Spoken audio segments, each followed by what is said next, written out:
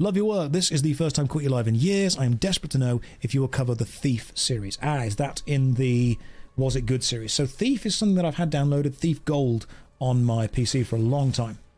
I've played a bit of it many, many years ago. The beautiful thing about the series of Was It Good is it gives me the freedom to cover whatever the hell I want.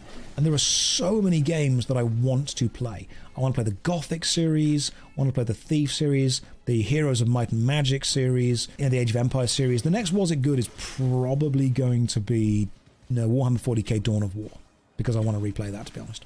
The channel was created because I wanted that chance to play a load of old games and to kind of assess them with modern standards, especially if I've not played them before. Like, I'd never played Silent Hill before I played it, and I played it and it really stands up. And a lot of people say to me, oh, the game was good for its time. It was good for its time. Okay? Good games can be timeless. It's rare to find that, but they can be. And I very much feel like a couple of good games that are timeless, that's when I get super impressed. That's when it really stands out and I'm like, God damn, this is fantastic. Do you guys have any examples of timeless games? One game that I always come back to as being timeless is Portal. I always come back to Portal as saying, the graphics aren't the greatest, but they work. The mechanics are fantastic. The story's interesting. I think that's an example of a timeless game. It will still be good years from now, without a doubt. Half-Life 2, without a doubt. It's timeless. So many people say to me, oh, it was good for its time. Are you saying that the technology that made it is no longer impressive? Because there are many games where the technology that's made it isn't the focus. Are you saying that the story was interesting back then, it isn't now? What makes something good for its time and not good in the future? And if there is that thing that makes something good for its time, what makes something timeless? It's when the experience of playing the game is still enjoyable, even years from now. I mean, Chrono Trigger, without a doubt. I mean, there have been games with better graphics, games with far more detailed combat systems, but I think it's a timeless story to play through. Great games can be like great works of art. It's like if someone shows me a picture, or a photo, or a painting, and then they say, oh yeah, it was good for its time. Why was it good for its time? Why is it not good now? If a piece of artwork is impressive when it's made, it can be impressive for a long time. Oh, Ratchet & Clank, without a doubt, yes.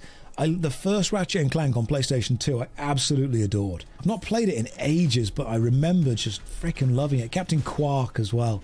All those, memorable characters. That's to me another example of a really good game.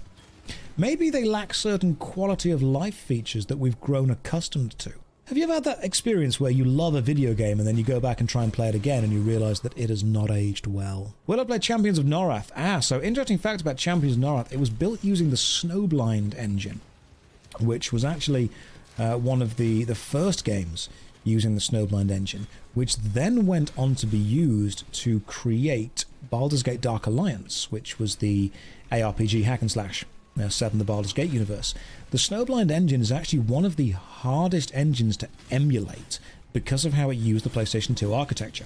You've got to really, really push your CPU to it. It's very hard to use the GPU if you're attempting to emulate the Snowblind engine.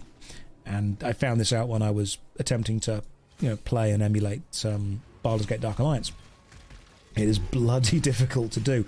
So yes, Champions of Norath will be played at some point, but it's going to be a while because of the difficulty in emulating and getting the game to run smoothly, pretty much.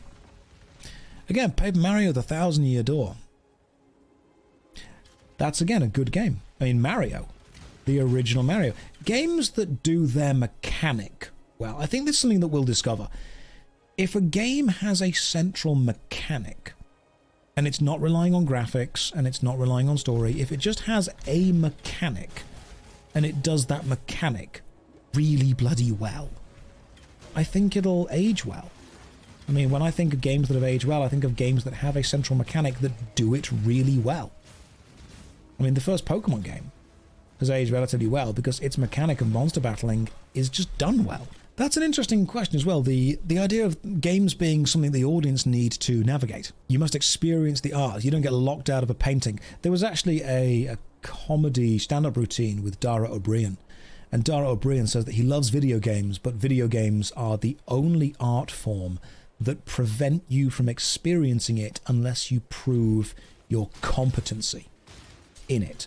I think the joke he made was, halfway through a book, the book doesn't slam shut and say, write an essay on the major themes of this book. If you don't, you cannot read the rest of it. You know, halfway through a TV show, the TV show doesn't turn off and say, quick, name all of the characters. But a video game will prevent you experiencing it unless you prove your competency, your mastery of the game. I mean, Dark Souls. I love Dark Souls. But unless you're good at it, you ain't experiencing it.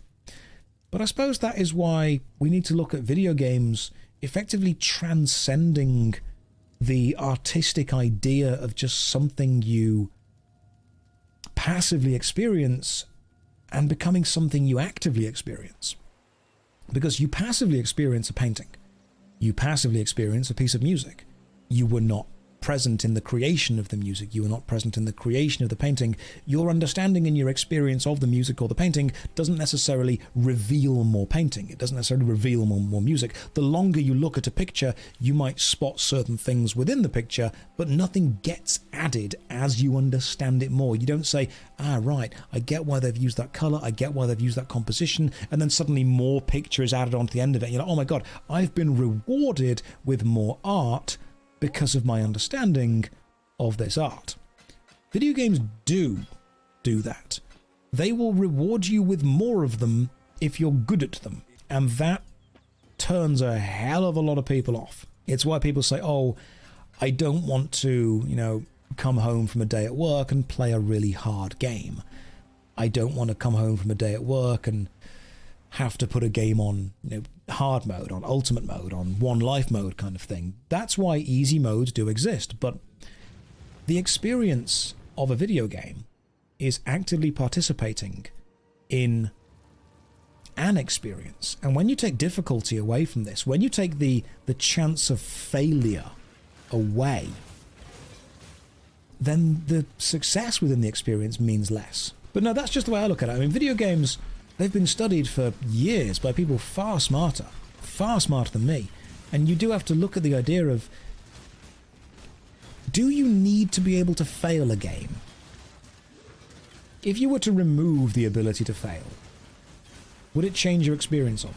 If you couldn't die, I mean, how many of you as kids had a difficult game and you put on the, unlimited health mod, and suddenly within a couple of minutes you're actually really bored?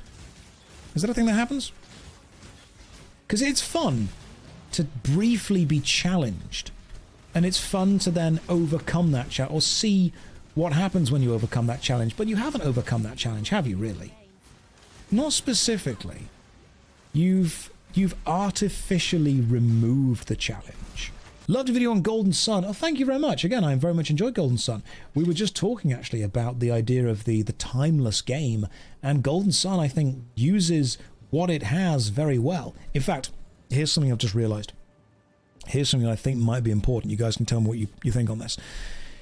Is when you have a system like a computer, a PlayStation, a PC, and you have, say, graphics, if you have not yet discovered the limit that graphics can go to, graphics is a good example of this actually, you will spend your time pushing toward more graphics. However, that means that eventually you will reach a point where more graphics have been discovered, and when someone goes back to play your game, because you prioritized graphics, it will be very obvious that you are not playing, or you are not bringing the top quality to the table. A Val Orb, sweet, that's cool.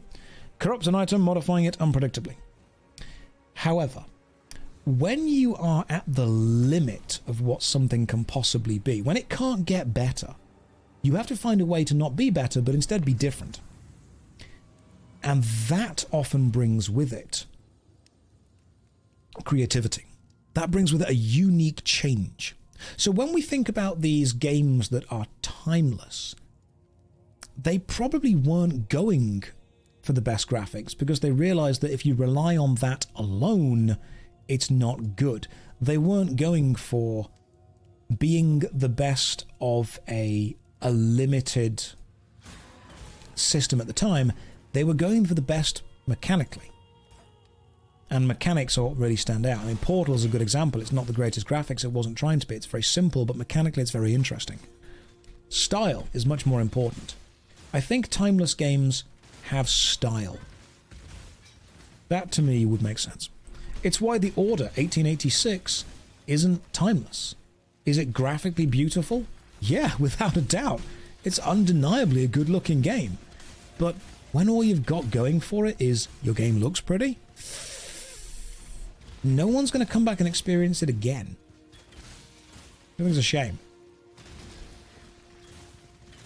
The PS2 console sums it up well. Yeah, but this is what makes a game good is how many hot NPCs you can bang. Stop pretending. That's true. That is why the greatest game ever made will be the Colonel Sanders dating simulator.